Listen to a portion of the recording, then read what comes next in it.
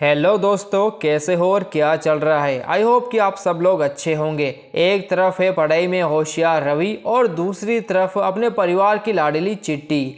दोनों की मासूम सी दोस्ती धीरे धीरे ऐसी लव स्टोरी में बदल जाती है जहां उम्र से पहले लिए गए कुछ फैसले उनकी पूरी जिंदगी बदलने वाले हैं। लेकिन कहानी की शुरुआत में ही चिट्टी को एक ऐसी जिंदगी में दिखाया जाता है जहां उसके चेहरे की मुस्कान के पीछे कोई गहरा दर्द छिपा है। कहानी की शुरुआत अमेरिका में रहने वाली कीर्ति से होती है, जो अपने 10th क्लास के पुराने दोस्तों से मिलने का प्लान बनाती है। वे सभी दोस्तों को कॉल करके बुलाती है और खास तौर पर चिट्टी की बहन से कहती है कि किसी भी तरह चिट्टी को भी साथ लेकर आना।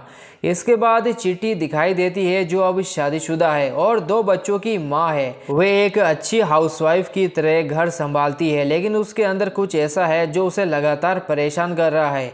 जब उसकी बेटी उससे पूछती है कि उसने एक हफ्ते से फ़ोन क्यों बंद कर रखा है, तो चिट्टी कोई जवाब नहीं देती और चुपचाप आईने में खुद को देखकर उदास हो जाती है।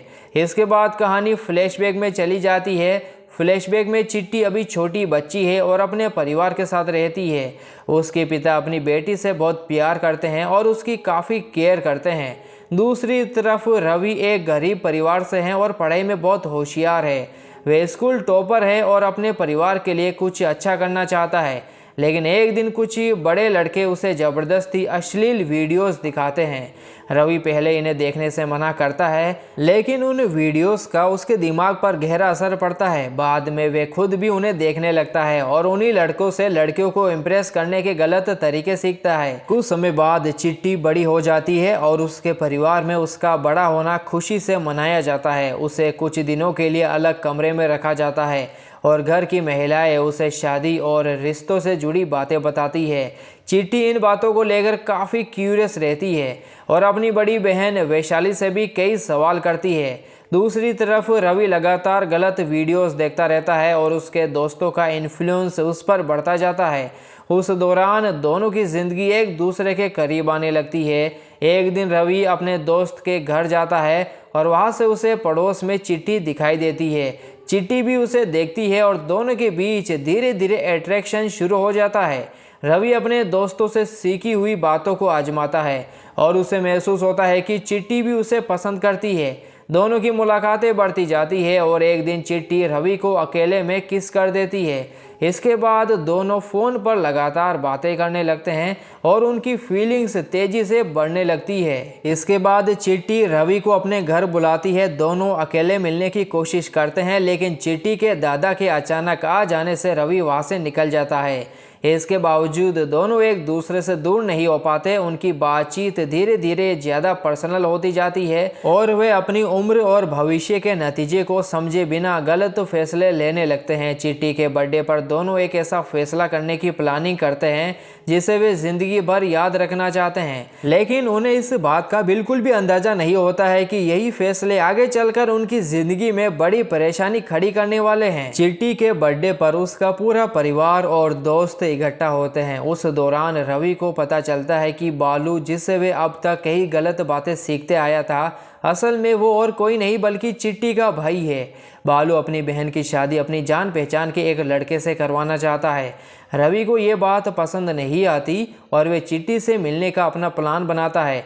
वे बालू और उसके दोस्तों को शराब पिलाकर नशे में करने की कोशिश करता है ताकि उसे चिट्टी से मिलने का मौका मिल सके। लेकिन उस दौरान चिट्टी के पिता को रवि और चिट्टी के बीच कुछ गड़बड़ होने का शक होने लगता है। रवि और चिट्टी फिर भी अपने रिलेशन को छिपा कर मिलते रहते हैं। कुछ समय बाद उन्हें डर लगता है कि उनके फैसलों की वजह से चिट्टी को प्रेगनेंसी हो सकती है। दोनों परेशान होकर अपनी रिश्तेदार वैशाली से मदद लेने की कोशिश करते हैं। वैशाली को जब उनके रिलेशन की सच्चाई पता चलती है तो वे दोनों को समझाने की कोशिश करती है कि वे बहुत बड़ी गलती कर रहे हैं। वे उन्हें रोकना चाहती है, लेकिन चिट्टी उसकी बात मानने के बजाय उससे बहस करती है। वैशाली को अब डर लगने लगता है कि अगर ये बात परिवार में सामने आ गई तो बहुत बड़ा हंगामा हो सकता है। वैशाली आखिरकार चिट्टी के पिता को सब कुछ बताने की कोशिश करती है, लेकिन चिट्टी के पिता अपनी बेटी पर इतना भरोसा करते हैं कि उन्हें वैशाली की बात पर यकीन नहीं होता।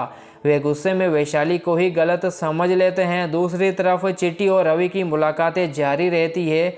गांव में भी धीरे धीरे उनके रिलेशन को लेकर बातें होने लगती है।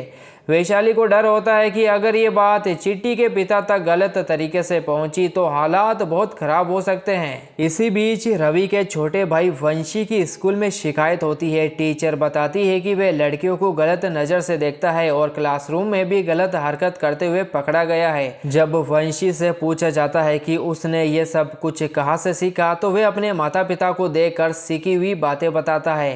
टीचर परिवार को समझाती है कि बच्चे अपने आसपास होने वाली चीज़ों को बहुत ध्यान से ऑब्जर्व करते हैं।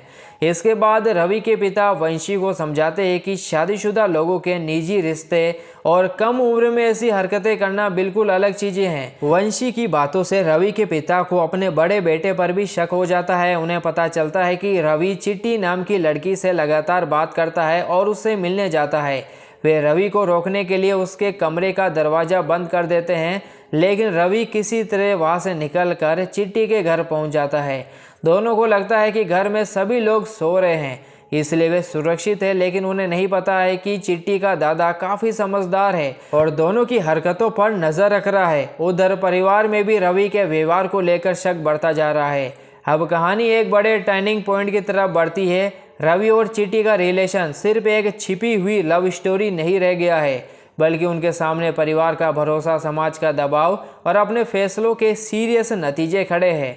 शुरुआत में जो रिश्ता मासूम अट्रैक्शन से शुरू हुआ था, वह धीरे धीरे ऐसी सिचुएशन में पहुंच जाता है जहां एक छोटी सी गलती भी सब कुछ बदल सकती है। अब रवि और चिट्टी के रिलेशन की सच्चाई घर वालों के सामने आ जाती है और दोनों को अलग कर दिया जाता है। लेकिन कहानी यही खत्म नहीं होती, क्योंकि अब एक ऐसा सच सामने आने वाला है जो चिट्टी और उसके परिवार की पूरी जिंदगी बदल देता है। रवि और चिट्टी को अलग करने के बाद दोनों के परिवार अपने अपने बच्चों को संभालने की कोशिश करते हैं। रवि के पिता उसे समझाते हैं कि उसकी माँ दिन रात मेहनत करके उसे पढ़ा रही है और उससे बड़ी उम्मीदें रखती है, इसलिए उसे अपनी पढ़ाई पर ध्यान देना चाहिए। दूसरी तरफ चिट्टी भी घर वालों के दबाव में आ जाती है। कुछ समय बाद चिट्टी को पता चलता है कि वो प्रेग्नेंट है। वे किसी तरह ये बात रवि को बताती है और दोनों फिर मिलने का फैसला करते हैं। दोनों स्कूल के पीछे मिलते हैं और एक दूसरे को छोड़कर रहने से साफ मना कर देते हैं। उन्हें लगता है कि अगर वे घर वालों से दूर जाकर साथ रहेंगे तो सब ठीक हो जाएगा। लेकिन चिट्टी एक अलग फैसला लेती है। वे कहती है कि भागने के बजाय सीधे पुलिस स्टेशन जाकर बताएंगे कि वे अपनी मर्जी से शादी करना चाहते हैं।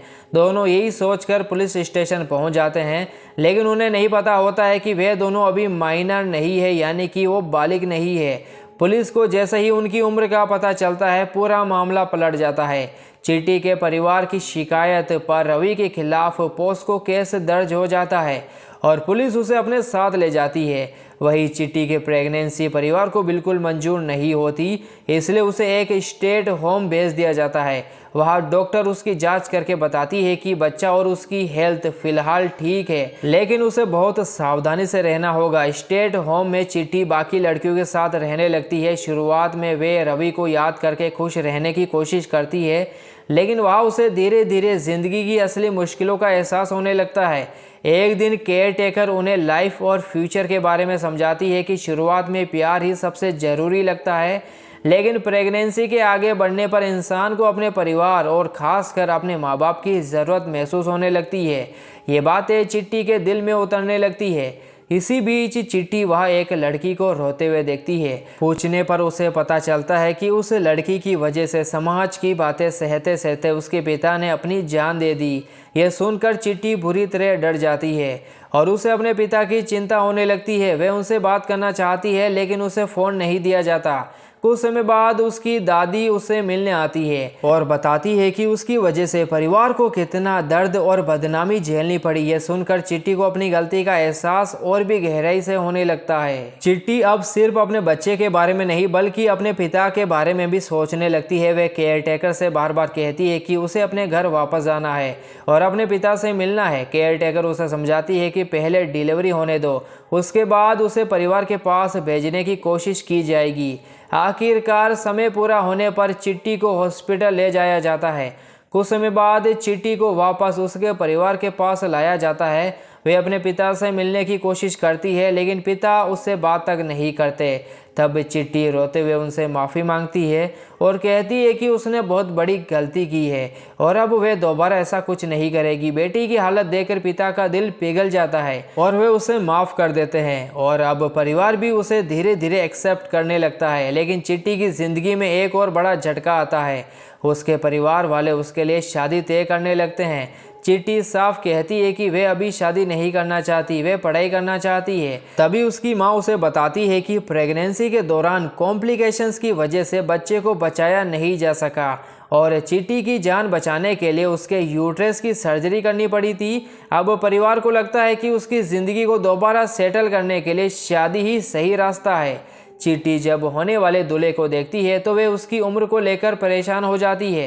वे अपने परिवार से बार बार कहती है कि उसे पढ़ने दिया जाए और शादी ना की जाए, लेकिन उसके पिता अपनी पुरानी ज़िंदगी का दर्द बताते हैं। वे कहते हैं कि बचपन में अपनी मां को खोने के बाद उन्होंने पिता को टूटते हुए देखा था और अब उन्हें डर है कि कहीं बेटी को खोने का दर्द उन्हें भी पूरी तरह ना तोड़ दे। आखिरकार चिट्टी मजबूरी में शादी के लिए तैयार हो जाती है और उसका अतीत वही पीछे छूट जाता है। इसके बाद कहानी वापस प्रेजेंट टाइम में आती है। अमेरिका से उसकी पुरानी फ्रेंड कीर्ति उसे मिलने आती है और उसे अपने 10th क्लास रीयूनियन में आने के लिए कहती है। चिट्टी पहले मना कर देती है क्योंकि उसके बाकी दोस्त अपनी ज़िंदगी में आगे बढ़ चुके हैं, जबकि वह अपनी ज़िंदगी को देखकर खुद को पीछे छूटा हुआ महसूस करती है। लेकिन कीर्ति उसे समझाती है कि वे चाहे जैसी ज़िंदगी जी रही हो फिर भी उनकी दोस्त है और उसे रीयूनियन में ज़रूर आना चाहिए। आखिरकार चिट्टी रीयूनियन में जाने के लिए तैयार हो जाती है और अपने पति के साथ वहाँ निकलती है। रास्ते में मवेशियों की वजह से उनकी बाइक रुक जाती है। तभी पीछे से एक आदमी आवाज़ लगाकर वहाँ मौजूद रवि को अपनी बकरियां रास्ते से हटाने के लिए कहता है। चिट्टी जैसे ही उस आवाज़ और चेहरे को देखती है उसे समझ आ जाता है कि वे वही रवि है जिसे उसने कभी दिल से चाहा था। रवि भी चिट्टी को देखते ही पहचान लेता है। दोनों बस एक दूसरे को देखते रह जाते हैं। देखिए दोस्तों, कम उम्र में लिए गए फैसले पूरी जिंदगी पर कितना गहरा असर डाल सकते हैं। प्यार अपनी जगह है, लेकिन सही उम्र, सही समझ और परिवार की जिम्मेदारी को नज़रअंदाज करने का नुकसान बहुत बड़ा हो सकता है। चिट्टी और रवि की आखिरी मुलाकात फिल्म को एक इमोशनल और सोचने वाला एंडिंग देती है। और दोस्तों, इसी के साथ ये मूवी यहीं पर ख़त्म हो जाती है। तो दोस्तों, मिलते हैं जल्दी अगली वीडियो में। तब तक के लिए टेक केयर एंड बाय।